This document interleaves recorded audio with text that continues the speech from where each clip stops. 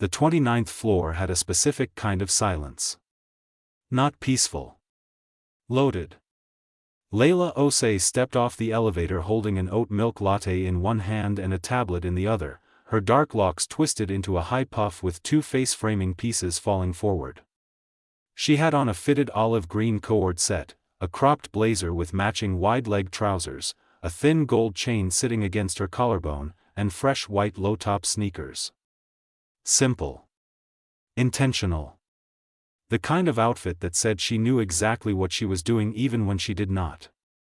The office stretched wide around her. Floor-to-ceiling glass. Morning fog pressing against the windows like it wanted in. Clean lines. Cold surfaces. Everything designed to make you feel small if you let it. She had been working at Rhys Calloway's production company for 11 months. 11 months of back-to-back pitch decks, late-night edits, and learning how to read a room that only had one person in it who actually mattered. Rhys Calloway was 29. Self-built. The kind of person who had turned grief into a business plan and somehow made it work. He wore a black-ribbed long sleeve every single day, fitted dark navy trousers, and leather loafers that looked expensive because they were. His hair was always slightly undone, like he had been running his hands through it since 6 a.m., which he probably had. He never wore jewelry except a single worn leather bracelet on his left wrist that he never talked about and no one ever asked about. His eyes were the problem. They were always somewhere else even when they were looking directly at you. Layla set the morning schedule on his desk. He did not look up from his laptop. The investor call moved to 11, she said. Cancel the 2. It is with the network. I know what it is with. She wrote it down. She walked out. She closed the glass door without a sound. At her desk, her coworker Bex wheeled her chair over and whispered, "Okay, genuinely, does that man feel emotions or is that a bit he does?" Layla did not look up from her screen. Jury is still very much out. But here was the part Layla never said. Not to Bex. Not to her notes app at midnight. Not even to herself on the long train ride home when her brain was too tired to lie. Rhys Calloway was the most quietly devastating person she had ever been in a room with. And that fact was starting to become a problem. It was a Thursday and Layla had not slept properly in 4 days. The break room had that late afternoon chaos energy. Bex was leaning against the counter in a burnt orange wrap dress and chunky white sneakers, talking to 2 guys from the sound team. Someone had spilled an energy drink near the sink and no one had cleaned it up. The whole room smelled like bad decisions.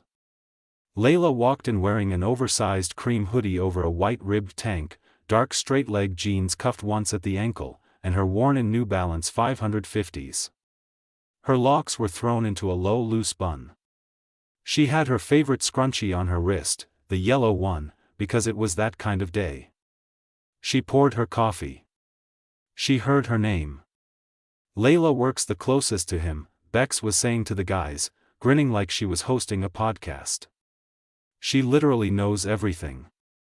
Is he even a real person or is he a very convincing simulation? Everyone laughed. One of the sound guys, Marcus, shook his head. He walked past me in the hallway Monday and made full eye contact and said absolutely nothing. I felt like a ghost.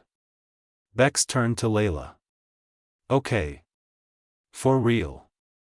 You have been there almost a year. What is the deal? Layla looked at her coffee cup. She should have deflected. She always deflected. But she was running on 3 hours of sleep and something about the warm mug in her hands made her defenses drop 2 inches too far. He is not a simulation, she said quietly. He is just someone who had to become very good at not needing people and now he does not know how to stop. The room went a little still. Bex blinked. That was, actually kind of deep. And before anyone says anything, Layla continued, looking up now, yes, he is also objectively very attractive and I am a person with eyes so I am not going to pretend otherwise. But that is not the point. Then what is the point? Marcus asked. Layla opened her mouth. "The point," said a low voice from the doorway, "is that the 5 o'clock edit needs to be pulled before the client sees it." Everyone turned. Rhys was standing in the break room doorway in his black-ribbed long-sleeve, dark trousers, loafers, one hand resting on the frame. His expression was unreadable. His eyes were on Layla. She had absolutely no idea how long he had been standing there. The coffee in her mug suddenly felt scalding.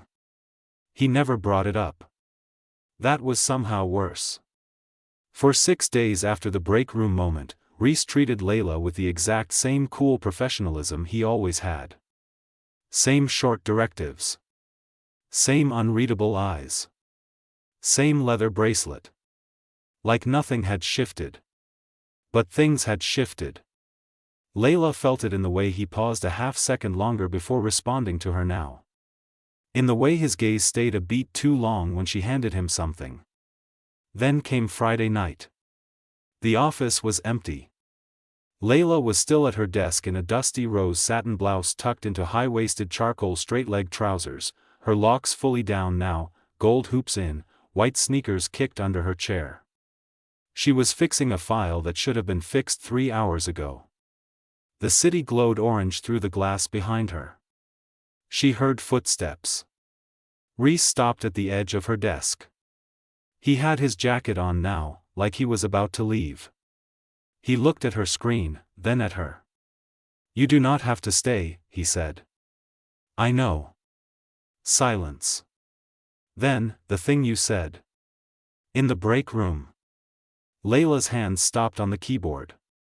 "I know. I should not have. You were right." She looked up.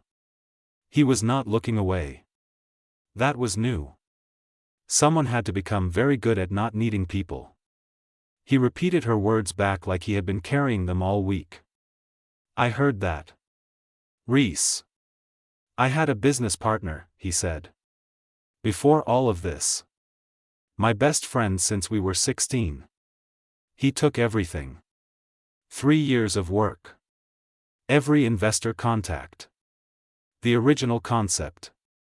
He took it all and sold it to a competitor while I was at my mother's funeral." The city hummed outside.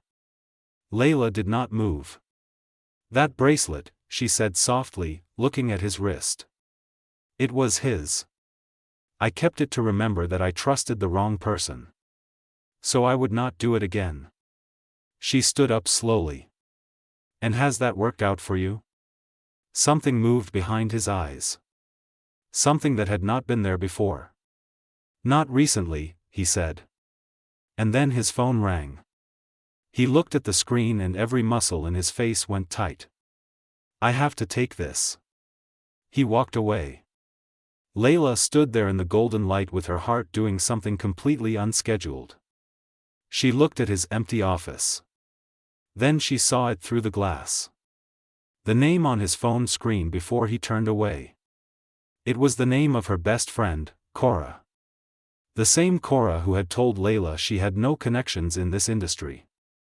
The same Cora who had encouraged her to take this job. Layla did not sleep that night. She sat on her apartment floor in gray joggers and a faded band tee, her locks wrapped in a silk scarf, and pulled up every thread she could find.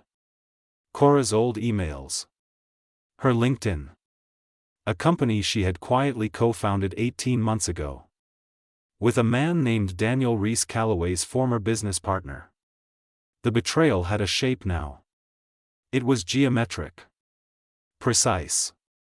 Cora had placed Layla inside Rhys's company on purpose. She had been a source.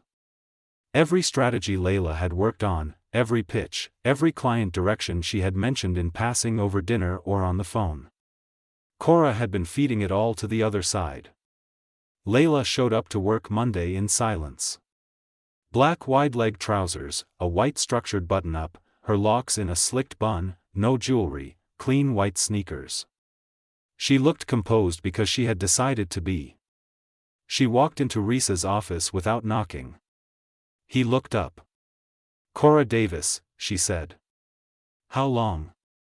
His jaw tightened. "Layla." How long have you known she was connected to him? A pause. 3 full seconds. 4 months. The air left the room. You knew, she said. You kept me here knowing that someone I trusted was using me to spy on your company. You used that too. You let it happen. I was building a case. I needed time to gather everything before I moved legally. I did not know how much you knew. I did not know if you were. If I was in on it. He did not deny that he had thought it. That was the part that landed hardest. Layla nodded once. Slowly. Like something inside her had just made a quiet decision. I am going to walk out of this office. And I am going to give you every file I have ever touched so you can confirm I never gave her anything she could actually use. And then I am going to disappear so your legal case does not have my name anywhere near it. That is not what I want. It is what I am offering. Her voice did not shake. Because even though you suspected me, I still do not want to be the reason this falls apart for you. I know what he took from you. She walked to the door. Layla. His voice was low. Raw. The most human it had ever sounded. I stopped thinking it was you a long time ago. I just did not know how to undo what I had already started. She paused at the door. Did not turn around. 11 months, she said quietly. You had 11 months to figure that out. She left. 3 weeks later, the legal case went public. Daniel's firm collapsed in 48 hours. Cora went quiet, then disappeared from every platform. Layla sat in a coffee shop 2 blocks from her old office in a soft heather gray turtleneck, dark straight-leg jeans, her locks half up half down, small gold studs in, caramel boots, a ceramic mug warming both hands. She had a new job offer in her email. A good one. She had not replied yet. The door opened. She knew before she looked up. Rhys sat down across from her without asking. He had his black long sleeve on, dark trousers, no jacket. The leather bracelet was gone. She noticed immediately. You took it off, she said. I did not want to keep remembering the wrong thing. She looked at him for a long moment. You could have just told me. From the beginning. I know. You treated me like a variable.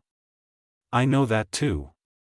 And now you are here because I built something again, he said.